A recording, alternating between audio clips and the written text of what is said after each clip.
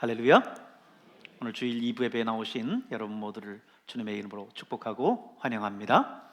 여러분의 영혼이 잘된 것처럼 범사가 잘되고 강건한 주의 은혜가 있기를 바랍니다. 지난 한 주간 날씨가 많이 포근했습니다. 하지만 한참 독감이 유행 중이기 때문에 여러분 감기에 유의하셔야 되겠습니다. 특히 최근에는 세 가지 종류의 인플루엔자 독감이 동시 유행 중이라고 하는데요. A형은 두 가지, B형은 한 가지 바이러스가 있는데 올겨울 유행 초기에는 A형 독감이 유행했다고 한다면 지금은 B형 독감이 유행을 하고 있다고 해요. 그래서 A형 독감 걸리고 난 뒤에 다시 B형 독감에 걸리는 사례들이 적지 않다고 합니다. 분명히 얼마 전에 감기 들려서 나았는데 또 감기 들렸다고 이렇게 이야기하는 게 오늘 이 다른 독감 바이러스에 걸렸기 때문에 그런 겁니다. 물론 독감 유행세가 다소 꺾이긴 했지만 질병청은 독감이 동시 유행하는 만큼 유행이 장기화될 우려가 있으니까 잘 건강관리를 하라고 당부를 하고 있습니다. 이럴 때일수록 여러분 감기 걸리지 않도록 늘 몸을 따뜻하게 할 필요가 있고요. 여러분 건강관리 잘 스스로 하셔야 됩니다. 요한 3서 1장 2절에 있는 말씀을 제가 늘 말씀 전에 여러분을 축복하는 말씀으로 하고 있는데요. 여러분의 영혼이 잘된 것처럼 범사가 잘되고 강건한 건강한 주의 은혜가 있기를 축복합니다. 21세기 의학계의 화두는 바이러스와의 물고 물리는 싸움에서 인류가 과연 승리할 것인가 라고 하는 문제입니다. 1928년 페니실린이 개발되면서 인류가 바이러스와의 전쟁에서 승리하는 것 같았어요.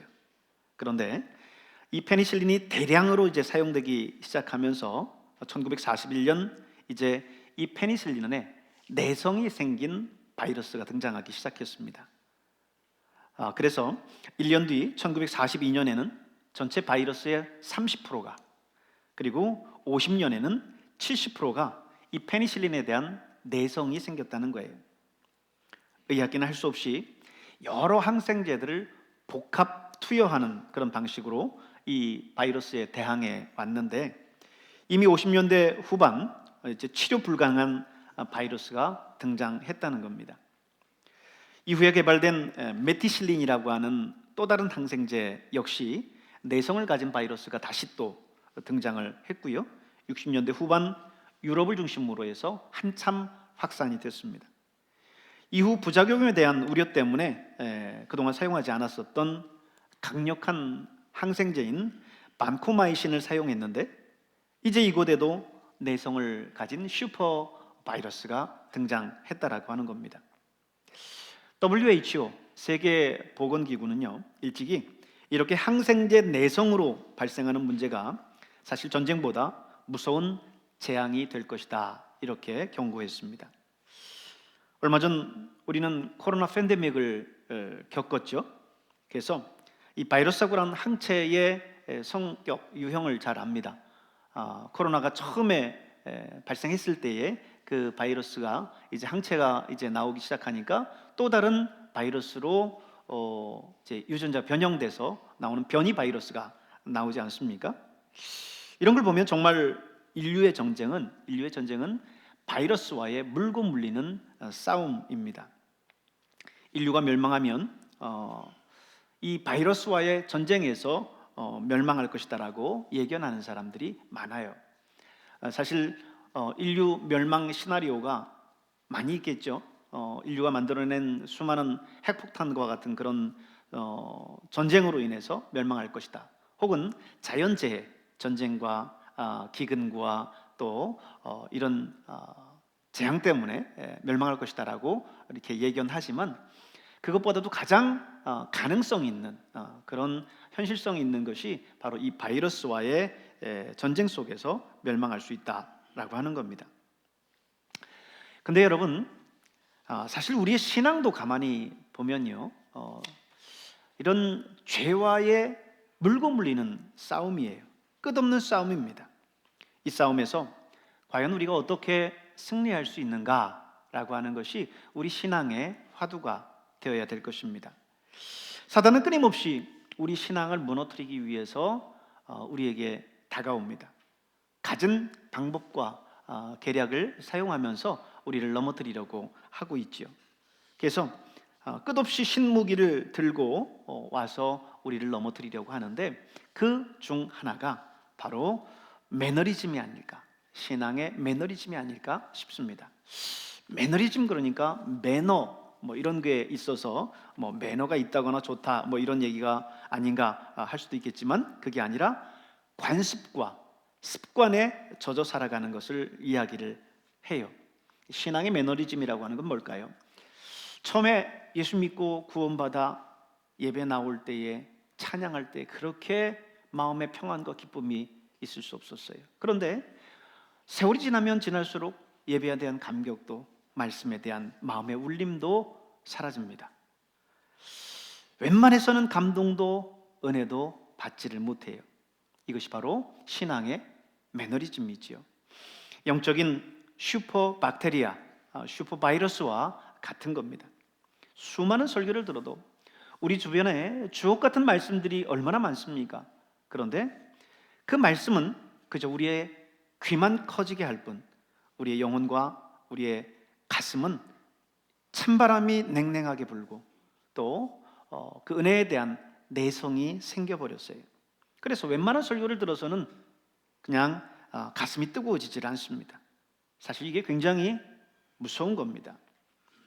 혹 여러분의 신앙은 이런 신앙의 매너리즘이 찾아오지는 않았습니까? 이런 사람들에게는 예수님이 이 자리에 오셔서 말씀을 전하신다 하더라도, 예수님이 산상수훈을 제자들에게 말씀하시지 않습니까?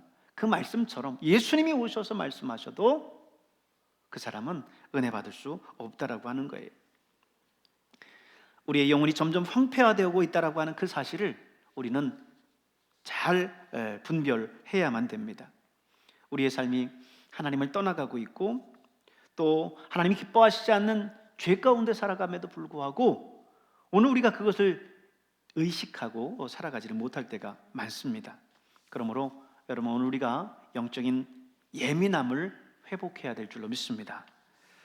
오늘 저는 이스라엘이 바벨론의 포로로 잡혀갔을 때 그 시대의 희망이었었던 느헤미야에 대한 말씀을 함께 나누려고 합니다.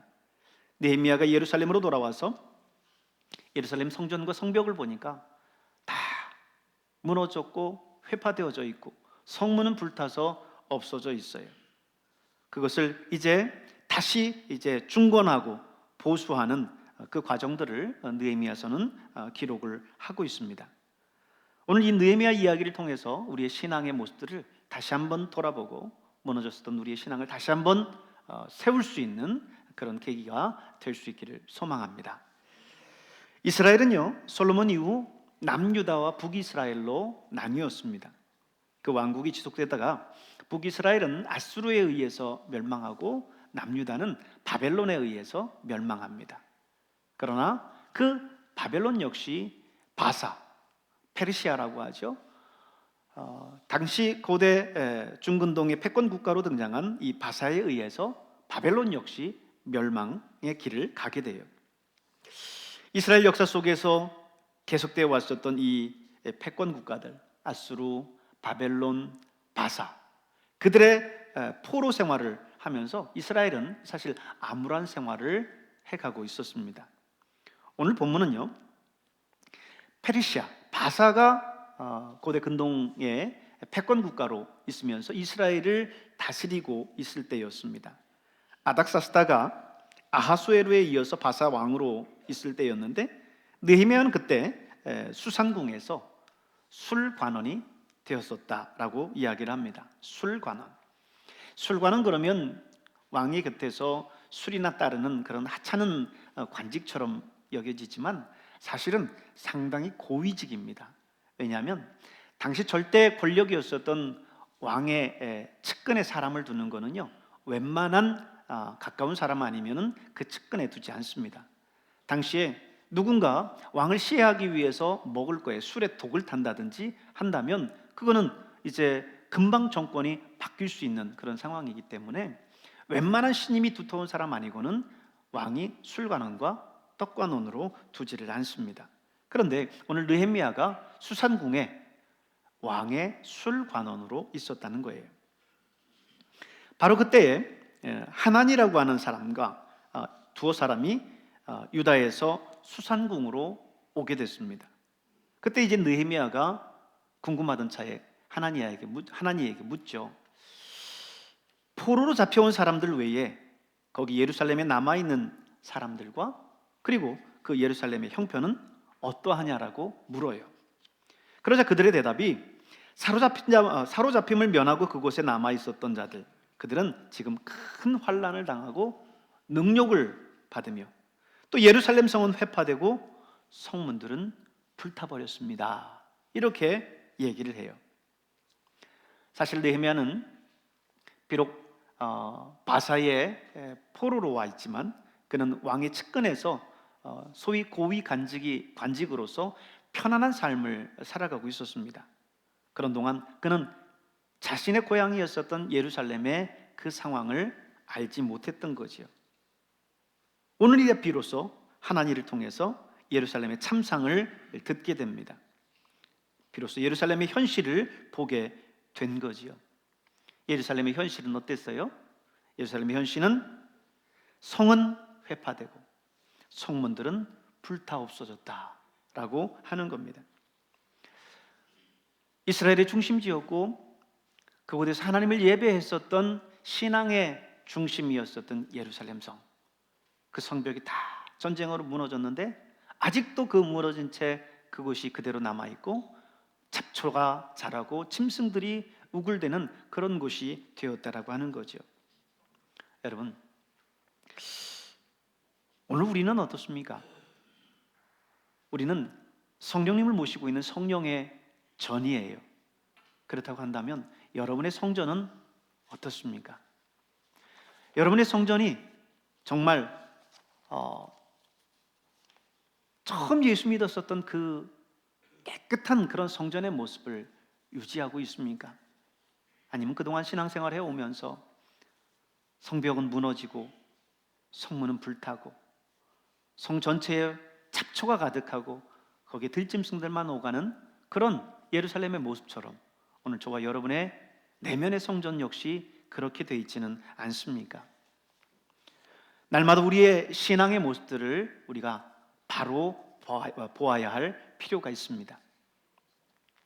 평소 자신의 건강에 대해서 너무 과신하면서 살아가는 사람들이 있습니다. 감기가 뭐요? 나는 감기라고 하는 걸 평생 내가 들려보질 않았다고, 병원에 문전에도 가보지 않았다고 이렇게 이야기하는 분들이 있어요. 그런데 사실 그런 분들이 더 조심해야 돼요.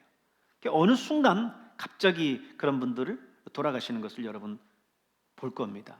왜 그렇습니까? 내가 건강하다라고 스스로 과신해서 나 자신의 상태를 체크를 안 하는 거죠. 매번 정기적으로 검사하고 하면 내 몸에 어느 곳이 잘못됐는지를 아는데 그렇지 않으니까 병을 키우는 거지요. 여러분, 오늘 여러분의 영적인 몸도 여러분 그렇게 끝없이 잘 관리해야 돼요. 성령의 엑스레이를 우리가 통해서 우리 몸을 쫙 스캐닝할 필요가 있어요.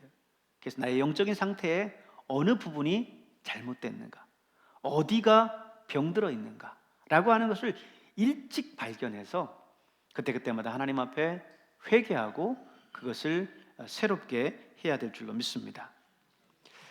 요즘 나는 하나님과의 관계에서 어떤가? 내 마음과 정성을 다해서 하나님 앞에 예배하고 있는가? 나의 기도 생활과 나의 말씀 생활은 어떤가? 우리의 영적인 생활들을 매일같이 돌아볼 필요가 있습니다. 오늘 보면 예루살렘 성은 회파되고 성문은 불타버렸다라고 했는데 여러분, 오늘 우리의 신앙의 모습뿐만 아니라 오늘 우리 교회의 모습도 돌아봤으면 좋겠습니다. 우리 교회는 어떻습니까? 우리 교회도 보면 정말 할 것이 너무 많아요. 1층은 지금 전체를 리모델링을 해야 될 그런 상황이죠. 식당과 교육관, 사무실, 지금 여기 여러분이 예배드리다가 갑자기 1층에 내려가면 전혀 다른 세상에 와 있는 것 같은 그런 느낌을 받을 때가 많지요. 싹 바꾸고 이제 현대식에 맞게 이제 고쳐야 될 필요들이 있습니다.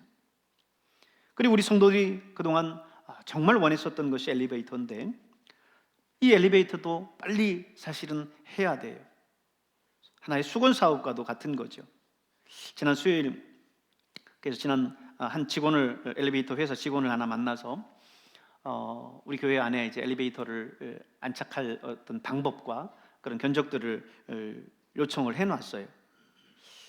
왜냐하면 사실 계속해서 신앙생활을 이곳에서 해온 분들 같은 경우에는 그 필요성이나 그런 내용들을 잘 몰라요. 잘 느끼지 않습니다. 어제도 그랬고 또 1년 전에도 그랬고 지금껏 그렇게 해왔으니까. 그런데 우리 교회 처음 온 새가족들 같은 경우에는 그런 거를 금방금방 느끼는 거죠. 전에 우리 정성규 집사님이 우리 교회 오시자마자 하시는 말씀이, 목사님이 이 교회에 정말 엘리베이터가 꼭 필요하다라고 하는 이야기를 하면서 엘리베이터를 위해서 기도해야 되겠다라고 말씀을 하셨어요. 우리 장정원 집사님 역시 몸 불편한 어머니 전도해서 교회에 나오게 했는데 계단을 오르고 내리셔야 되는데 힘드셔서 못 오신다고 할까봐 늘 마음에 불안해하세요. 저도 이제 장인과 함께 있기 때문에 이제 몸 불편하실 때 계단 오르는 것도 어렵고 힘들기 때문에 그런 마음들을 모르지는 않습니다. 할 것은 많고 또 재원은 한정돼 있어서 우리가 하나님 앞에 기도하고 간구해야 될 기도의 제목입니다. 지난주 한 장로님이 얼마 안 되지만 엘리베이터를 위해서 마중물로 써달라며 500만 원을 가지고 오셨어요. 그래서 그 마음이 너무 고맙고 감사해서 간절하게 축복하면서 기도해 드렸습니다. 그렇습니다. 오늘 우리의 눈에 우리의 실체, 우리의 현실을 볼 필요가 있습니다. 그래서 하나님 앞에 간절히 이 문제를 가지고 기도해야 되는 거죠. 느헤미야는 이 예루살렘의 소식을 듣고 너무 마음이 아팠어요. 그래서 눈물로 베개를 삼고 하나님 앞에 나아가 금식하며 기도했습니다. 4절의 말씀이 그 말씀이죠. 내가 이 말을 듣고 앉아서 울고 수일 동안 슬퍼하며 하늘의 하나님 앞에 금식하며 기도했다. 그러죠? 그렇습니다. 우리가 우리의 영적인 실체를 알 때 우리가 그 문제를 놓고 하나님 앞에 간절하게 기도할 수 있는 거예요. 여러분, 오늘 우리가 회복되기 위해서, 영적인 회복을 위해서 오늘 느헤미야의 이 눈물과 기도가 필요한 줄로 믿습니다. 하나님 앞에 여러분의 영혼의 문제를 가지고 또 우리 교회의 문제를 가지고 나아가서 울고 슬퍼하며 금식하며 기도하는 저와 여러분이 될 수 있기를 바랍니다. 여러분, 여러분의 영혼을 위해서 울었다고 한다면 언제 그러셨습니까? 언제 하나님 앞에 눈물을 펑펑 흘리면서 내 영혼의 황폐함을 인하여서 아파하며 하나님 앞에 기도했습니까? 그 옛날, 아득한 옛날이라고 한다면 오늘 우리는 다시 한번 우리의 영적인 상태를 점검해야 될 필요가 있어요. 우리의 기도의 제목이 그저 이것 주세요 저것 주세요가 아니라 우리의 영적인 상태를 바로 보면서 우리의 영적인 그런 성벽이 무너져 있음을 보면서 슬퍼하고 기도하는 저와 여러분이 되어야 될 줄로 믿습니다. 하나님은 이런 느헤미야의 거룩한 눈물과 기도를 외면하지 않으셨어요. 어느 날 느헤미야가 왕 앞에서 술을 따르고 있는데 왕이 느헤미야 얼굴을 보니까 수심이 가득해요. 그래서 느헤미야에게 묻습니다. 느헤미야야, 어찌해서 네 얼굴에 그렇게 수심이 가득하냐 물었습니다. 그래서 이제 그때 느헤미야는 비로소 예루살렘 성의 그 상황을 이야기를 하지요. 왕이요, 내 조국 유대 땅 예루살렘 성이 무너져 회파됐는데 성문은 다 불타져 없어졌습니다. 그러니 어찌 제가 근심하지 않을 수 있겠습니까? 그랬더니 왕이 그래? 그럼 내가 너한테 무엇을 해주랴 이야기합니다. 느헤미야가 왕으로부터 얼마나 큰 사랑을 받고 있었는지를 알 수 있는 구절이죠. 그때 느헤미야가 얘기합니다. 저로 예루살렘으로 돌아가 회파된 성을 중건하게 하시고 또 불탄 성문을 다시 보수하게 해주십시오. 살림장관을 명하셔서 이 성문을 만들 제목도 주게 해주십시오. 그리고 이스라엘로 돌아가는 그 국경을 지키는 자에게 제가 안전하게 지나갈 수 있도록 그런 조서를 내려 주십시오. 이렇게 말합니다. 왕이 그래, 그렇게 하마. 언제 그 일을 마치고 언제 오겠느냐 묻습니다. 그만큼 왕이 느헤미야를 곁에 두고 싶어 할 만큼 사랑하는 거죠. 그리고는 내가 너 가는 길을 호위할 군사도 붙여주마 하면서 이제 느헤미야를 보내요. 여러분, 하나님께서 느헤미야의 기도를 들으시고 아닥사스다 왕이 느헤미야에게 어찌해서 네 얼굴에 근심이 가득하냐 이렇게 묻게 하신 거죠. 그래서 느헤미야가 이 모든 상황들을 말할 수 있었던 겁니다. 느헤미야는 예루살렘의 상황을 이제 이렇게 해서 말할 수 있었고, 그 결과 유다의 총독으로 이제 임명을 받아서 예루살렘 성 보수하는 일을 맡게 됩니다.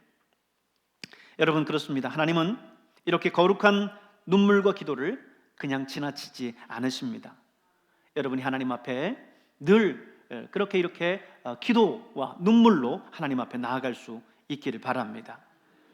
매일 새벽마다, 금요일마다, 예배마다 하나님 앞에 나와서 흘리는 여러분의 눈물이 결코 하나님 앞에 의미 없는 일이 아니라고 하는 것을 기억하시기를 바랍니다. 하나님은 우리의 기도를 외면하지 아니하시고 귀 기울여서 듣고 계세요. 그리고 우리에게 분명히 그 기도에 응답해 주실 것입니다. 그런데 이런 느헤미야에게도 모든 일들이 그렇게 순탄하지만은 않았어요. 느헤미야가 이제 유다에 이제 딱 도착했는데, 이 유다에서 정치적인 기반을 닦고 있었던 사마리아 총독 산발랏과 그와 함께 했었던 도비아와 호론이라고 하는 사람이 느헤미야와 백성들이 이 성벽을 중건하는 일을 방해합니다. 백성들이 이제 이를 나서니까 그들 앞에서 선동하면서 말하기를 너희가 지금 이 성을 보수하여서 바사왕을 배반하려느냐? 하루면 이 성을 다 완공할 것 같으냐? 여우가 올라가도 무너지겠다 하면서 계속해서 백성들의 마음을 부추기고 방해합니다. 그러나 느헤미야 백성들은 이런 방해에도 굴하지 않고 그 역사를 이어갔어요. 4장 9절에 보면 파수꾼을 두어서 주야로 방비하게 했고요. 4장 16절에 보면 절반은 역사하고 절반은 무장을 하게 했고, 한 손으로는 병기를 잡고 한 손으로는 일을 하게 했습니다. 그리고 4장 23절에 보면 느헤미야는 그 역사하는 백성들 곁에서 함께 있었어요. 그저 총독의 관저에서 그 모든 것만을 지켜보고 명령하지 않고 백성들과 거기서 함께 했다라고 하는 겁니다. 여러분, 오늘 우리가 우리의 영혼에 피폐해 있고, 영혼이 피폐해 있고 메말라 있고 무너져 있다라고 하는 사실을 발견하고 그것 때문에 슬퍼하고 기도하고 눈물을 흘리면 하나님께서 거기에 대해서 응답해 주십니다. 그러나 우리가 그 일들을 진행하는 데 있어서 반드시 복병이 있다라고 하는 사실을 우리는 기억해야 됩니다. 사단이 우리 곁에서 이 모든 것이 그대로 순탄하게 이루어지지 않도록 늘 방해를 해요. 그렇기 때문에 우리는 이 사단의 계계를 잘 분별해야 됩니다. 파수꾼을 두어서 주야로 경비하게 했다라고 한 것처럼 오늘도 우리의 영적인 파수꾼을 세워야 돼요. 그래서 사단이 어떻게 우리를 지금 공격하는지, 이 하나님의 거룩한 사역을 어떻게 방해하는지를 우리가 분별해내야 됩니다. 여러분, 오늘 이 시간 주님 앞에 여러분이 나와 있습니다. 나와서 하나님 앞에 이제 새롭게 우리의 영성을 이제 쌓아가고 믿음을 새롭게 하려고 하지만 사단은 계속해서 여러분을 방해할 거예요. 교회 오려고 하면 뭔가 꼭 일을 만들어서 못 나오게 하고 어렵게 하고 집안에 있는 모든 일들, 관계에서의 모든 일들을 흐트러 놔서 신앙을 자꾸 흔들어 놓습니다. 그것이 여러분 사단의 방해라고 하는 사실을 여러분 기억해야 돼요. 이 방해를 딛고 우리가 나갈 때에 승리할 수 있다라고 하는 사실을 기억하시길 바랍니다. 느헤미야는 이런 모든 방해에도 불구하고 결국은 52일 만에 이 성전 중건의 일을 감당해 냅니다. 여러분, 수많은 방해와 또 사단의 유혹이 여러분 곁에 있지만 여러분 반드시 여러분 이겨나갈 수 있기를 바랍니다. 하나님이 여러분의 기도와 눈물을 보시고 또 들으시고 응답해 주실 텐데 하나님 그 응답을 굳게 부여잡고 여러분의 신앙의 삶 속에서 승리하는 여러분 될 수 있기를 주의 이름으로 축복합니다. 함께 기도하겠습니다.